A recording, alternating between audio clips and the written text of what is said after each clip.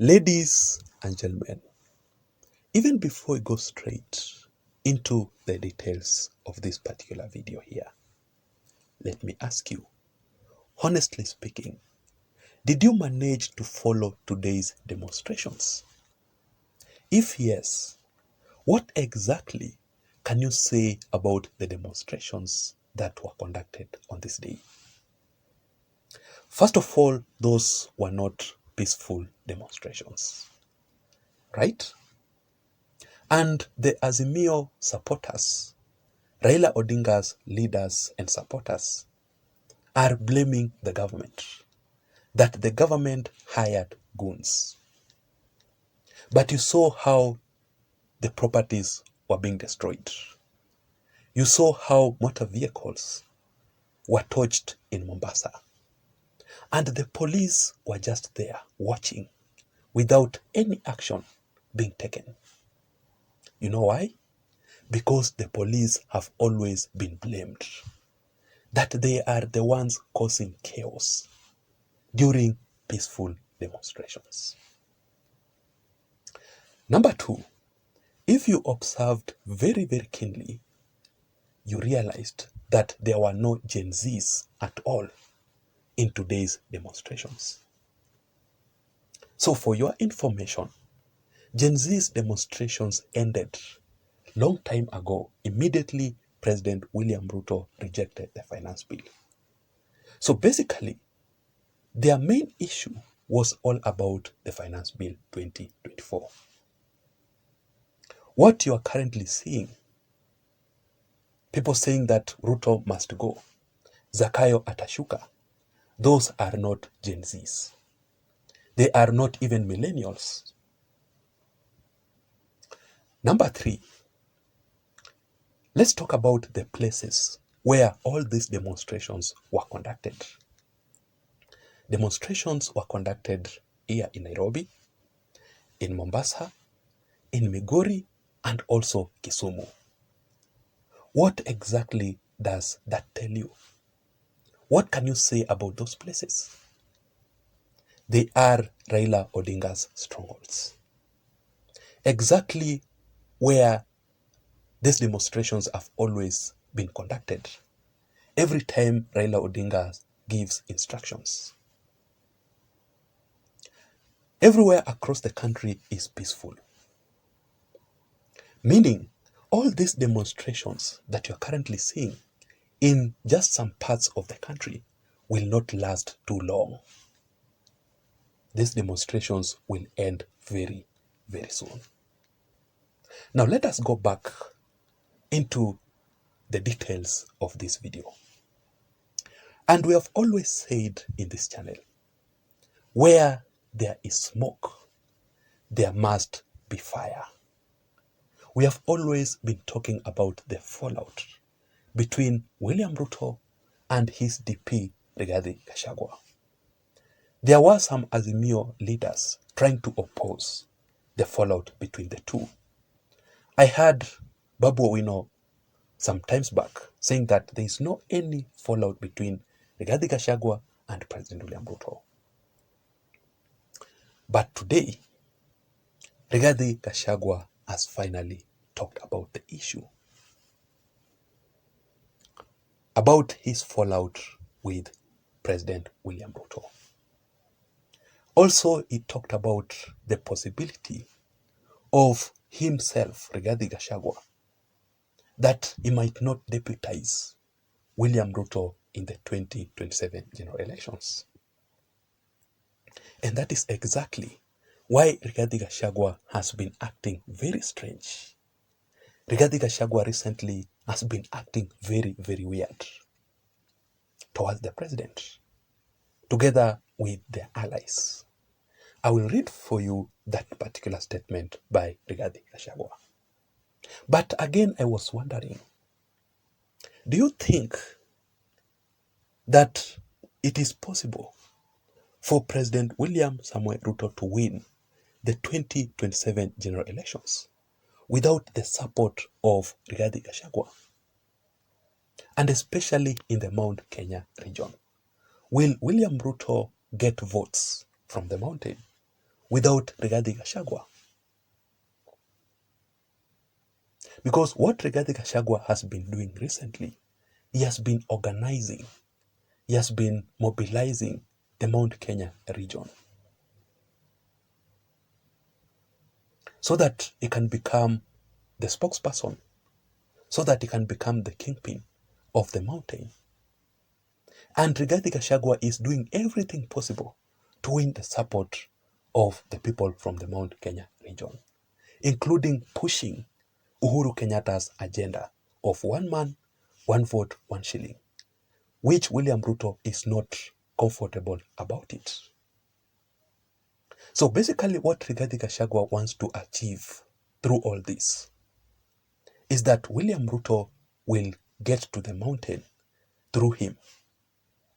He wants William Ruto not to enter the mountain without passing through him. Is it going to be possible? Let us wait and see how things will turn out to be. Another question that I was asking myself is this. Up to this point, do you think that Rigathi Gachagua is qualified to be President William Ruto's deputy president in the 2027 general elections? Because what exactly I strongly believe is that for one to qualify for that particular position, first of all, one must be very close to the president. They should have a chemistry together. Someone that the president trusts the most. But here is a situation where William Ruto and Rigathi Gachagua are speaking from different scripts. And that exactly explains as to why even William Ruto's close allies, close associates, including President William Ruto's right-hand man, Farouk Kibet, are accusing Rigathi Gachagua of working with William Ruto's enemies. Like, for example, the former head of state Uhuru Kenyatta, on a mission to sabotage President William Ruto. Stop telling people at night that William Ruto is a one-term president and you will marshal your community to undermine, to sabotage the government of President William Ruto so that he feels that you become president. If you want to become president of Kenya, work in the position you have been given today to deliver to the people of Kenya, and when your time comes, they will see leadership in you. I can tell you without any fear of contradiction, you better go to our neighboring countries. Kenya is not the place to play tribal, ethnic, community, regional politics. That one ended in 2013. One man, one vote, one shilling. Hesabu ya kwanza ni kusema pesa ile mingi iende Nairobi. Hiyo ni kusema pesa ile mingi kabla ingia Kiambu, number 1 ni Nairobi. Ningependa kusikia lugha ya Wakenya.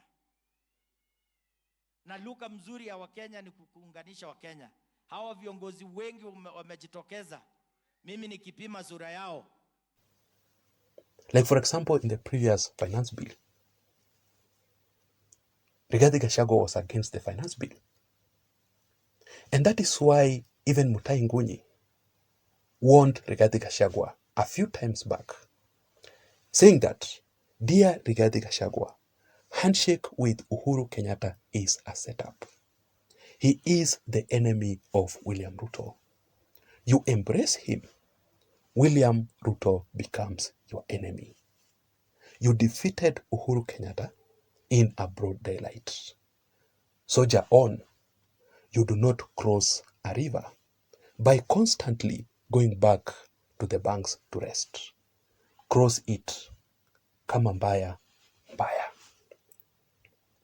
Also, Rigathi Gachagua has been accused of funding the Gen Z. You saw how Gen Zs demonstrated with a lot of force. There was someone behind all this. Because Rigathi Gachagua did everything possible to ensure that the Finance Bill 2024 is not passed at all. Also, there are William Ruto's allies who are saying that the deal between Rigathi Gachagua and William Ruto ended immediately after William Ruto won the previous 2022 general elections. Let me read for you this article from this person called Kipruto Arap Kirwa, who says, the Deputy President Rigathi Gachagua should know that the deal with President William Ruto is over, but he should not show his aid because we still need him there.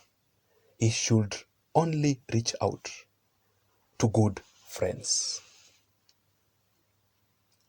According to some people, William Ruto only appointed Rigathi Gachagua because he wanted Rigathi Gachagua to block Uhuru Kenyatta from getting a certain percentage of votes from the Mount Kenya Central for Raila Amolo Odinga. So basically, if William Ruto had appointed Kithure Kindiki, the Mount Kenya East are not so many. The population is not huge like the Mount Kenya Central. Basically, Raila Odinga would have won the previous 2022 general elections. So if that is the case, then William Ruto's calculations were very much okay. Let me read for you this article from Rigathi Gachagua, what he said. But just a quick reminder, if you're listening to me and you haven't subscribed, I want to take 1 second or two and subscribe to this channel for more political updates like the one that I'm currently doing here. Give this video a like so that YouTube can recommend this channel and this video to reach out to others, because that is the only way that we can grow this channel together. Rigathi Gachagua says this: all is not well between me and my boss, President William Ruto. Rigathi Gachagua proceeds to say that his issues, however, with President William Ruto will be addressed in the spirit of unity and democracy. He proceeds to say that even his sons did not back William Ruto's bid in the previous 2022 general elections. They supported Raila Amolo Odinga. Basically, all these issues between Rigathi Gachagua and President William Ruto will cost Rigathi Gachagua in 2027. If Rigathi Gachagua will not deputize William Ruto in 2027, then there is no need for Rigathi Gachagua to still stay in UDA. What for? Rigathi Gachagua will exit from UDA. He will step down as the deputy party leader also. But we have always said in this channel that William Ruto has got no issues at all with his DP Rigathi Gachagua. But the way Rigathi Gachagua has been acting, it means a lot that he has very many issues with William Ruto. Because William Ruto, I remember some times back, he was defending Rigathi Gachagua against any disobedience from his juniors. William Ruto cannot allow his DP to be frustrated with his juniors, like what he went through during the handshake regime. Rigathi Gachagua's statement comes one day after he was isolated in Bomet on Sunday.